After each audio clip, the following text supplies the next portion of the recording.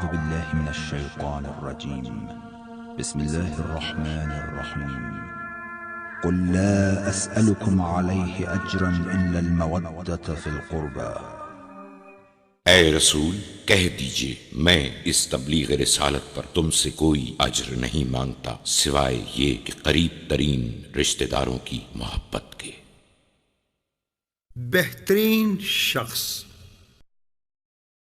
ایک روز پیغمبر اکرم صلی اللہ علیہ وآلہ وسلم کے چچا عباس اور طلحہ ابن شیبہ مسجد الحرام میں محو گفتگو تھے۔ اس زمانے میں عباس کے ذمے کعبے کے حجاج کرام کو پانی پلانے کا کام تھا اور طلحہ ابن شیبہ محافظ خانہ کعبہ تھے۔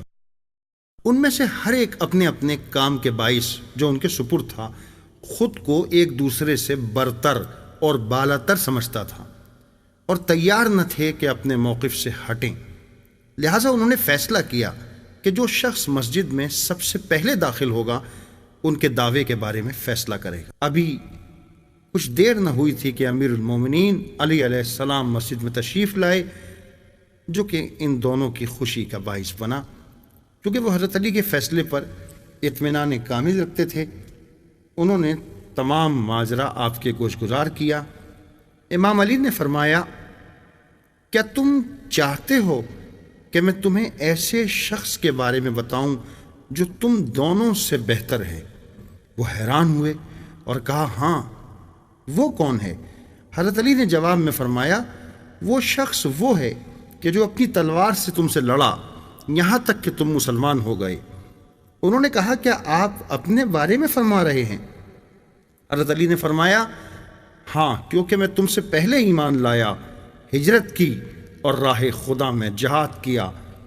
یہ دعویٰ عباس اور طلحہ ابن شیبہ پر گراں گزرا اور یہ سبب بنا کہ وہ اپنے اختلاف کو بھول کر امیر المومنین کے دعوے پر غور کرنے لگے۔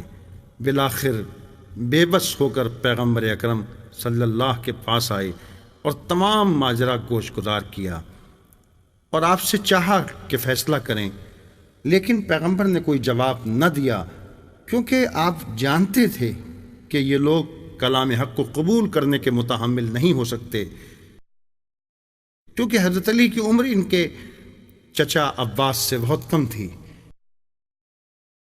اس موقع پر جبرائیل نازل ہوئے اور یہ آیت امیر المومنین کے شان میں پیغمبر پر نازل فرمائی۔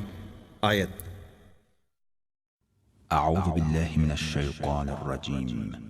بسم الله الرحمن الرحيم. أجعلتم سقاية الحاج وعمارة المسجد الحرام كمن آمن بالله واليوم الآخر وجاهد في سبيل الله لا يستوون عند الله والله لا يهدي القوم الظالمين. جو لوگ ایمان لائے اور جنہوں نے راہ خدا میں ہجرت کی اور اپنے مالوں سے اور جانوں سے جہاد کیا، وہ اللہ کے نزدیک درجے میں سب سے بڑھ کر ہیں اور وہی کامیاب ہونے والے ہیں۔